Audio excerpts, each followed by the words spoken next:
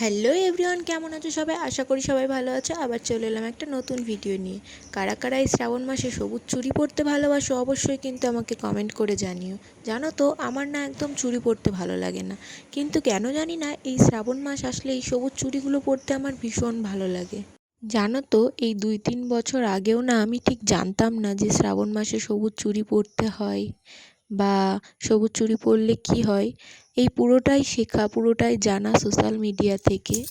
আর এই যুগের সাথে তাল মিলিয়ে চলতে গেলে মানুষ কত কিছুই না নতুন শিখবে আর কত কিছুই না নতুন জানবে, তাই না বলো? আর কালকে হলো শ্রাবণ মাসের প্রথম সোমবার। সবাই, বেশিরভাগ মানুষই শিবের মাথায় জল ঢালবে, প্রথম সোমবারের উপোসটা করবে।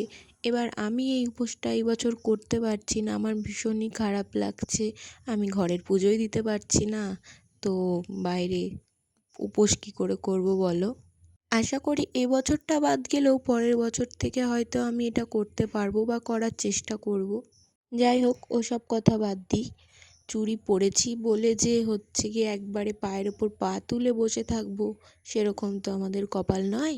তাই সকাল সকাল লেগে পড়েছি রান্না বান্না করতে। বাড়ির কাজবাজ সেরে নিয়েছি, সেরে নিয়ে চান ধান করে এখন রান্না বান্না করে নিচ্ছি। কেননা ছেলে আমার এখনও ঘুম থেকে ওঠেনি, সে এখনও ঘুমাচ্ছে।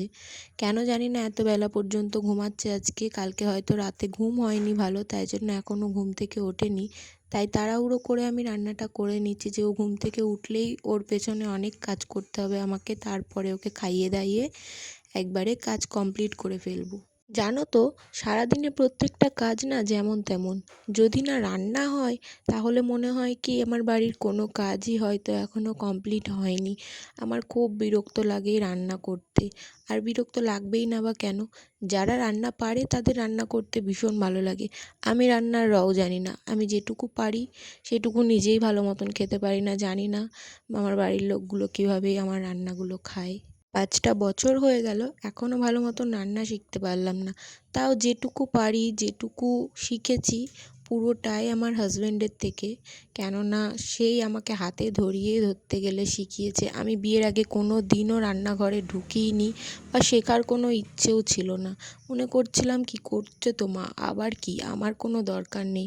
এখন বুঝতে পারি সত্যিই তখন যদি রান্নাটা শিখতাম আজ হয়তো নিজে একটু ভালো মন্দ খেতে পারতাম।